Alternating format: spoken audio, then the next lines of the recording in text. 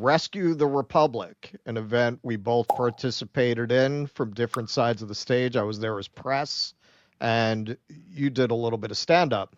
Now, you've never seen this footage. This is footage that I took of you talking about Palestine and the way that the audience reacted to it very positively.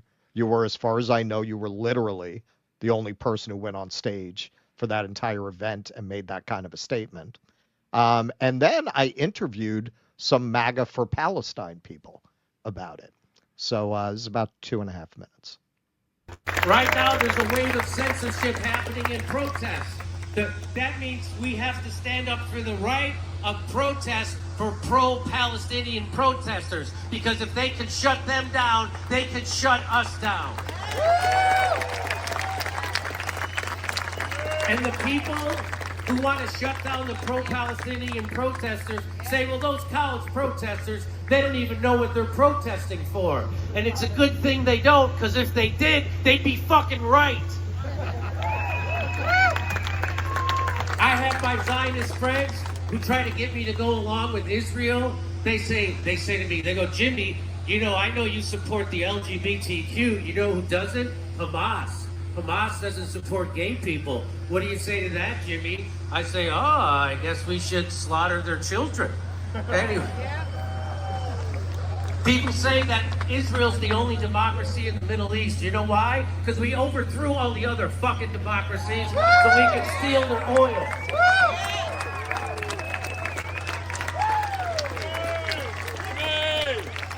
You look at how the crowd reacted to Jimmy's speech. It was very positive. People were not negative about what he said. Right. And it was totally pro-Palestine. Right. Yep. So what is this? Why? I got a few side eyes about my sign, but she'll tell you, so many people came up to me like, yes. So we're trying to get the Maga for Palestine trending, because if we get it trending, we get it to Trump, man, hopefully we can get his mind changed.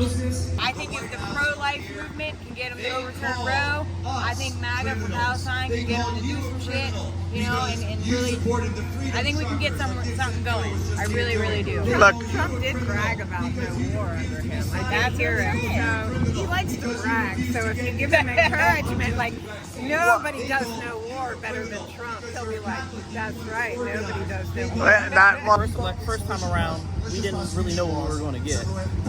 Second time around, we have precedent. And the precedent is that very pro-Israel. He will do pretty much everything that Benjamin Netanyahu wants, and that's very troubling. So, when I'm being at this event, if he surrounds himself with these kind of people, I would have a lot more hope. Okay, so there seems to be a big disconnect between what you're hearing from a lot of the actual thought leaders in that media space, a lot of which were represented on that stage, a lot of people who are in the Trump cabinet, in the Trump administration now, and the actual beliefs of the MAGA crowd and the MAGA audience.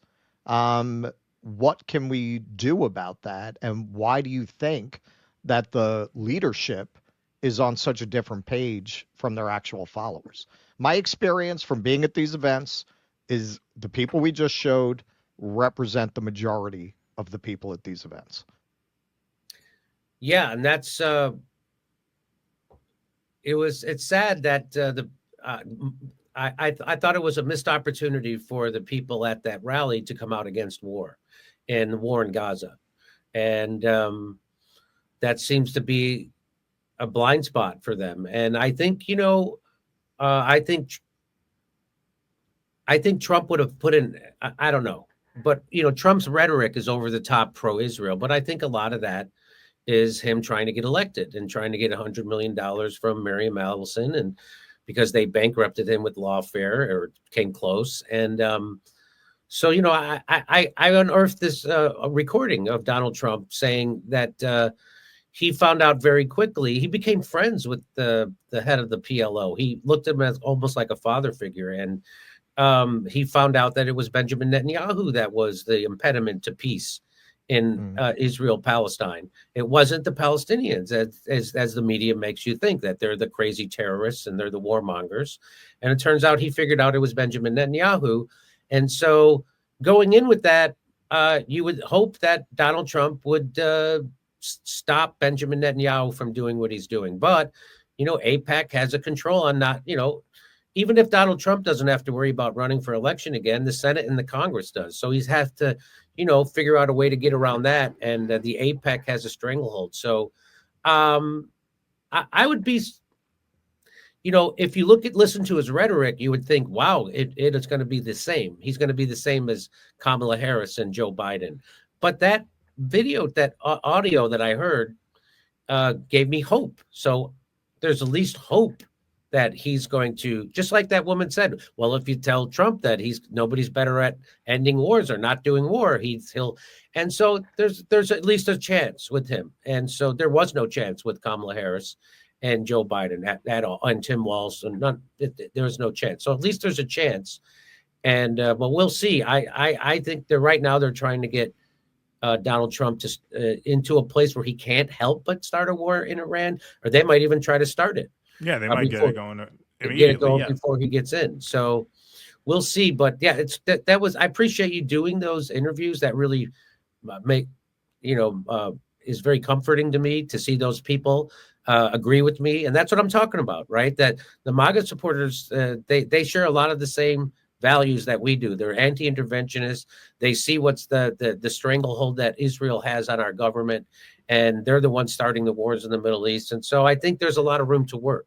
Well, this is what I've been saying for a long time, is that now, especially now, obviously that he won, I said it really falls to the MAGA base to make their opinion known. If they want peace, now is the time not to make excuses for Donald Trump, but to turn the heat up under Donald Trump. Because in his other ear, he has Miriam Adelson giving him a lot of money, telling him exactly what she wants. And I do think intuitively the people in Russ's interview are right. Ultimately, this is clearly a guy who is very transactional, and he likes being liked. This is a guy who I think wants to be loved. If I could, psychoanalyze Trump, that would be the one thing. He wants to be liked. And so it falls to the base to make their voice heard if there is any hope. I am not optimistic because I think the forces, guiding this genocide now are just so overwhelming that if I had to bet, I would bet that it's going to get a lot worse before it gets better. But if there's anyone who can influence that, it's the MAGA rank and file, and those who do feel that way, and I think a significant portion of them do. Now is the time to make as much noise as you possibly can about that, if there is any hope. I hope so. I hope that he is susceptible to pressure from his base. And I tell MAGA supporters at my live shows, on my show, I tell them, you got to pressure Donald Trump. And people at I was in Lexington, Kentucky, and I had people yelling out in the audience, "F Israel." Right. So they're definitely, these people get it. Okay. So Trump has these political considerations, but what about, you have a lot of people in that media ecosystem, particularly Daily Wire, obviously, with Ben Shapiro. But, the people who spoke on stage at Rescue the Republic, like I said, they wouldn't talk about any of this. Like, why have this kind of disconnect with your base? And we saw this again with your audience. We saw this again with the CEO this week, where you're seeing all these people, including Matt Walsh. You want to talk about an area of disagreement, trying to sheepdog them into sympathy for the CEO and love of the corporate power. I felt like it was another example where, they're anti-establishment until it counts. And all of a sudden they're very establishment. And then they try to tie the whole anti-woke thing to things that really have nothing to do with that.